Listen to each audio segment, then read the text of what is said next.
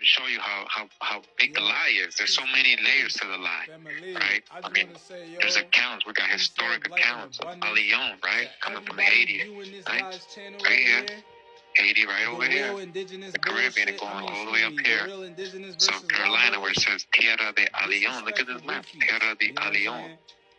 Alright? I'm gonna let my brother Cootie Mayo. I mean, there's a whole history we don't know. Just wanted to cover that. Alright? So we can continue. On the misnomer. The English found what they could not accomplish with the torch and the gun. They could accomplish with the stroke of the pen. So that's why they mislabel our people racially in the records more and more as time went on, until eventually there was no Indian presence in the records. There was never that designation. You were identified as mulatto, musty, or any of those other terms rather than Indian. Sometimes it got to the point where you were even afraid to say that you were Indian. And you told your children not to because it was safer.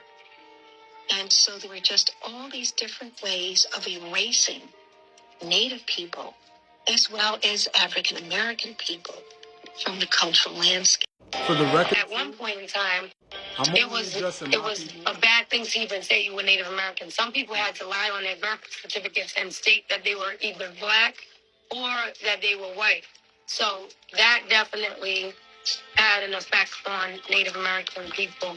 Native people have become the invisible minority here, particularly in the Northeast. The census takers, who were generally white males, made their decision about who was Indian and who was not Indian. And if you did not look Indian, then you didn't get on the census as being Indian. And so those records, whether it was talking about slavery, whether it was talking about indentured servants, you know, it's like putting a 50 million piece puzzle together. Governor Norton made a reference to the history of slavery in the Commonwealth during his CBS interview, but he didn't call the first Africans to land on Virginia shores slaves. Take a listen.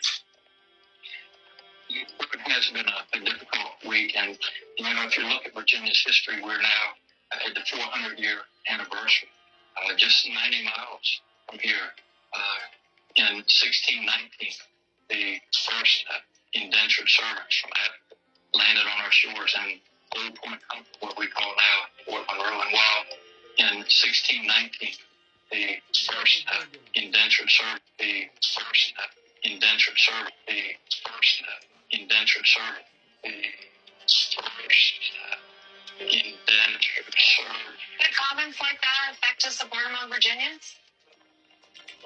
So this article is called The Illegal Beginning of American Negro Slavery. Well, it's a magazine, right? This magazine is written from the American Bar Association, volume number 56. This was from January 1970, pages 45 to 49. Nevertheless, those first black arrivals at Jamestown were not enslaved immediately. Rather, they were assimilated into that singular institution known as indentured servitude for a term of years, improvised by the Virginia Company from the child labor laws of Elizabethan England. From 1607 to 1618, the company in London labored to recruit venturesome souls to ship over, but the Jamestown foothold remained tenuous. In 1618, the impoverished company finally hit on a simple method to assure a growing volume of new colonists, privately indentured servants. Under this arrangement, a planter in Virginia would guarantee payment of passage of a new colonist. The recruit would sign an indenture in London, becoming on arrival at Jamestown the indentured servant of the planter for a specific term such as 7 years. The concept of indentured servants in Virginia and the other colonies was thus borrowed from the English poor laws. On arrival at Jamestown, the recruits would be auctioned off to the highest bidder for a specified term by the captain at dockside. This rapidly became the common method of immigration. The rule soon arose in Jamestown and other colonial ports, that any person without fare on arrival would simply be auctioned at dockside into indentured servitude. This system, which was practical and economical and legal by custom and usage, was probably considered fair by all concerned, given the precedents for indentured labor in England.